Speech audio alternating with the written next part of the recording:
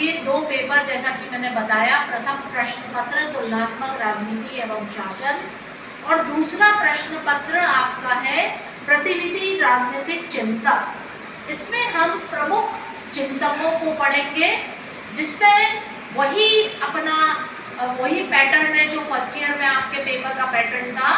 वही 5 इकाइयों में आपके जो विषय है वो डिवाइडेड है। प्रथम इकाई, द्वितीय इकाई, तृतीय इकाई, चतुर्थ इकाई और पंचम इकाई। प्रथम इकाई में आप 2 प्रमुख राजनीतिक विचारकों को पढ़ेंगे पाश्चात्य जगत के, जिसमें आप बहुत ही परिचित हैं इन नामों से, प्लेटो और अरस्तु। ये दोनों विचारक पाश्चात्य जगत में सबसे सर्वप्रथम प्लेटो को पाश्चात्य जगत का राजनीतिक दार्शनिक माना जाता है।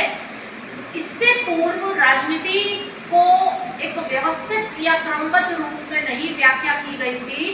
प्लेटो ने सर्वप्रथम इसकी शुरुआत करी और उन्होंने अपना जो तरीका है वो आदर्शवादी तरीका उनका माना जाता है और वो एक बहुत ही आदर्शवादी या प्रमुख राजनीतिक दार्शनिक के रूप में माने जाते हैं। और उन्होंने जो विभिन्न सिद्धांत दिए, उनमें जो 3 प्रमुख सिद्धांत आपके कोर्स में हैं, वो पहली इकाई में आपको जिनको पढ़ना है वो है प्लेटो का न्याय सिद्धांत, प्लेटो का साम्यवाद का सिद्धांत, प्लेटो का शिक्षा सिद्धांत। अब इन तीनों ही शब्द से आप परिचित हैं, लेकिन उस समय अति प्राचीन समय में किस प्रकार से प्लेटो ने न्याय की व्याख्या की, किस प्रकार से उसने शिक्षा की व्याख्या की, किस प्रकार से उसने साम्यवाद की व्याख्या की, ये तीनों ही चीज़ हमें बिल्कुल अलग तरीके की जब आप पढ़ेंगे इसे तो आप पाएंगे आज के वर्तमान समय के हिसाब से बिल्कुल अलग व्याख्या प्लेटो ने इसकी की है। तो प्लेटो जो था उसने न्याय को, आज वर्तमान में न्याय क्या है कि जो भाई जज देता है कि कानून क्या है, जो जज निर्णय देता है उसको हम मानते हैं कानून है, लेकिन प्लेटो ने इसे बाह्य नहीं आंतरिक माना और उसने कहा कि अपनी अंतरात्मा क्या कहती है उसके हिसाब से आप अपने कर्तव्यों का संपादन करें, यही समाज और व्यक्ति के लिए न्याय है। तो ये चीज़ हम पढ़ेंगे। साम्यवाद, बिल्कुल अलग तरीके का साम्यवाद उसने बताया और शिक्षा, बिल्कुल अलग तरीके का पैटर्न उसने शिक्षा बहुत ही लंबी प्रक्रिया के रूप में उसने व्याख्या की, जो कि बहुत जल्दी शुरू हो जाती है प्रारंभिक शिक्षा के रूप में और उच्च शिक्षा के बाद में दार्शनिक शिक्षा तक, इसकी 50 साल तक की उम्र तक वो शिक्षा की व्याख्या करता है। साम्यवाद के लिए भी उसने जो मार्क्स का, जो हम लेनिन का साम्यवाद पढ़ते हैं उससे बिल्कुल उसने अलग बताया। उसने ये बताया कि साम्यवाद जो है वो उस समय की प्रचलित सामाजिक व्यवस्था के लिए बहुत ज़रूरी है। उसने 2 तरीके के साम्यवाद बताए, संपत्ति का साम्यवाद और परिवार का साम्यवाद। उसने ये दोनों चीज़ें बताई कि ये दोनों जो है वो व्यक्ति को भ्रमित करती हैं, अपने कर्तव्य पालन में उसको बाधक है, इसलिए इन दोनों ही को मनुष्य के जीवन से अलग रखना चाहिए। तो इस तरीके की जो चीज़ें हैं वो प्लेटो ने बताई और बिल्कुल प्लेटो के लिए कहा जाता है कि वो कल्पना लोक में ही विचरण करते थे और उनको वास्तविकता से कोई लेना देना नहीं। तो इस तरीके से प्लेटो को तो हम एक आदर्शवाद के रूप में पढ़ेंगे और इसके बाद दूसरा जो टॉपिक है आपका वो है अरस्तु। अरस्तु सही मायने में यहीं से राजनीति विज्ञान की शुरुआत मानी जाती है, क्योंकि उसी ने सबसे महत्वपूर्ण व्यवस्थित और क्रमबद्ध रूप में पूरी राजनीति विज्ञान की व्याख्या करी और उसको एक यथार्थवादी विचारक के रूप में माना जाता है। एक स्वतंत्र विज्ञान के रूप में अरस्तु ने इसको प्रमाणित किया था और अरस्तु के जो विचार है वो आपके जो 3 विचार कोर्स में है वो है अरस्तु का क्रांति का सिद्धांत, दासता का सिद्धांत और नागरिकता संबंधी विचार। अरस्तु ने बहुत ही डिटेल में क्रांति क्यों होती है, क्या कारण है, उसका क्या प्रभाव हुआ, उसका क्या महत्व रहा, ये सारा उसने बताया। और उसके बाद दासता और नागरिकता जो सामाजिक व्यवस्था को संचालित करने में महत्वपूर्ण भूमिका उसने बताई कि दासों की क्या भूमिका है। और नागरिक जो है, जो आज हमें नागरिकता मिली है, उसके अनुरूप न होकर के बिल्कुल एक अलग प्रकार की व्याख्या अरस्तु ने नागरिकता की थी। तो ये दोनों ही के प्लेटो और अरस्तु दोनों ही आदर्शवादी और यथार्थवादी विचारक के रूप में फेमस है पाश्चात्य जगत में, और उन दोनों ही की विचारधाराओं में बहुत ही डिफरेंस है। तो ये हमें देखना है। इसके बाद दूसरी इकाई में थॉमस एक्विनास और दूसरा मैकियावेली और तीसरा जीन बोधा, ये 3 विचारक माने जाते हैं।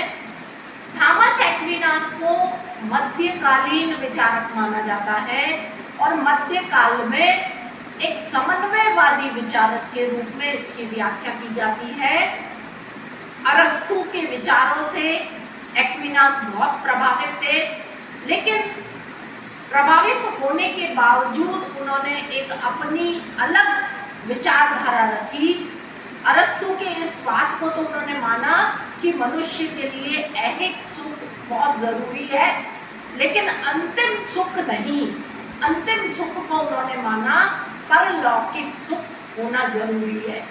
तो इसलिए चर्च को उन्होंने एक अनूठी धार्मिक संस्था के रूप में परिभाषित किया और मनुष्य का अंतिम लक्ष्य यही होना चाहिए। तो इस तरीके से अरस्तु और थॉमस एक्विनास की विचारधाराओं में थोड़ा सा तुलना भी करके हमें इसमें पढ़ना है, और किस प्रकार से थॉमस एक्विनास ने दोनों ही की विचारधाराओं में समन्वय किया वो भी हमें इसमें पढ़ना है। तीसरी जो दूसरा टॉपिक है इस इकाई का, मैकियावेली। आप बहुत परिचित है, हमारे भारतीय जो प्रमुख जो प्राचीन राजनीतिक विचारक माने जाते हैं चाणक्य, उनको ही इटली का प्रमुख राजनीतिक विचारक मैकियावेली को माना जाता है, जो कि पुनर्जागरण के युग का शिशु भी उनको माना जाता है, क्योंकि उस काल में ही उन्होंने ये सारे अपने विचार रखे थे। तो उनको आधुनिक युग का जनक भी कहा जाता है, अपने युग का शिशु भी कहा जाता है, पुनर्जागरण के युग का प्रतिनिधि भी कहा जाता है। और चाणक्य जिस प्रकार से हमारे राजनीतिक दर्शन में, भारतीय राजनीतिक दर्शन में बहुत विख्यात है, उसी प्रकार से इटली में या पाश्चात्य जगत में इटली के ये जो प्रमुख विचारक है मैकियावेली, वो भी उतने ही विख्यात हैं।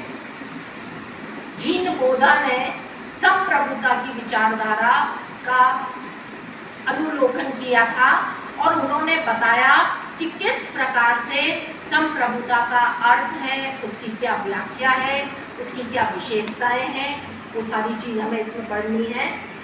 फिर हमें तीसरी इकाई में हॉब्स, लॉक और रूसो, ये 3 समझौतावादी विचारक हैं, समझौतावादी विचारक कहलाए जाते हैं। आप इस नाम से परिचित हैं। हॉब्स की विचारधारा बिल्कुल अलग थी, लॉक की विचारधारा बिल्कुल अलग थी, रूसो की विचारधारा बिल्कुल अलग थी। तीनों ही ने, हालांकि है ये तीनों समझौतावादी विचारक, लेकिन तीनों ही के विचार बिल्कुल अलग अलग हैं। तीनों की तुलना आपके कोर्स में है। तीनों ही के विचार जो मानव स्वभाव, प्राकृतिक कानून, प्राकृतिक अधिकार और राज्य की स्थापना किस प्रकार से हुई समझौते के परिणाम स्वरूप, उसका उल्लेख इसमें किया गया है। तीनों ही की विचारधारा बिल्कुल अलग अलग है। चौथी इकाई में जेरेमी बेंथम और मिल को हम पढ़ेंगे, जो कि उपयोगितावादी विचारक के रूप में जाने जाते हैं।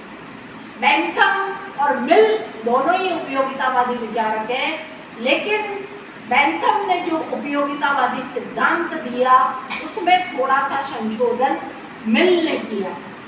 तो उपयोगितावादी सिद्धांत का जो प्रमुख नारा है वो ये है, अधिकतम व्यक्तियों का अधिकतम सुख, यानी सुख की प्राप्ति और दुख का कारण क्या है वो इन्होंने व्याख्या करी है। और किस प्रकार से मिल ने आगे जाकर उपयोगितावाद में संशोधन करके उसका निवारण किया, उसकी कमियों को दूर किया, और उन्होंने व्यक्ति के विचारों की स्वतंत्रता और कार्य की स्वतंत्रता के बारे में भी मिल ने अपने विचार रखे, उनको हमें पढ़ना है। और अंतिम रूप से हमें महात्मा गांधी, जवाहरलाल नेहरू और डॉक्टर भीमराव अंबेडकर के प्रमुख राजनीतिक विचारों को पढ़ना है। महात्मा गांधी, जवाहरलाल नेहरू और भीमराव अंबेडकर, आप इन तीनों ही विचारकों के बारे में बहुत ही परिचित है। महात्मा गांधी ने किस तरीके से हमारे राष्ट्रीय आंदोलन को गति दी, किस प्रकार से उन्होंने आर्थिक संदेश दिया, धार्मिक संदेश दिया, किस प्रकार से समाज की व्यवस्था उन्होंने बताई क्या होगी, और सत्य अहिंसा के मार्ग पर चल करके किस प्रकार से किसी भी कार्य को संपन्न किया जा सकता है वो बताया। और नेहरू ने, जो कि हमारे विदेश नीति के प्रमुख संस्थापक निर्माता माने जाते हैं, उनके विचारों को पढ़ना है। भीमराव अंबेडकर, जो कि प्रमुख हमारे संविधान की प्रारूप समिति के जो अध्यक्ष रहे हैं, उन्होंने किस प्रकार से संविधान का निर्माण किया, उनकी क्या हमारे भूमिका रही, दलितों के लिए उन्होंने बहुत कुछ किया, दलित उद्धार के लिए उनकी क्या योजनाएं थी, सामाजिक व्यवस्था में जो कुरीतियाँ व्याप्त थी उनको दूर करने का प्रयास उन्होंने किस तरीके से किया, ये सारा कुछ हम इस जो पेपर है आपका द्वितीय प्रतिनिधि राजनीतिक चिंतक, उसमें हमें सारी जानकारी हमें लेनी है। और इसके लिए फिर वही जो किताब है आपकी टेक्स्ट बुक, जिसमें आपके सिलेबस के अकॉर्डिंग आपको पूरा समझाया गया है, वो है डॉक्टर पुखराज जैन, डॉक्टर BL पढ़िया की, आपको ये किताब इसमें लेनी है। आगे आपको अधिक जानकारी मैं अपने अगले वीडियो में देती रहूँगी। धन्यवाद।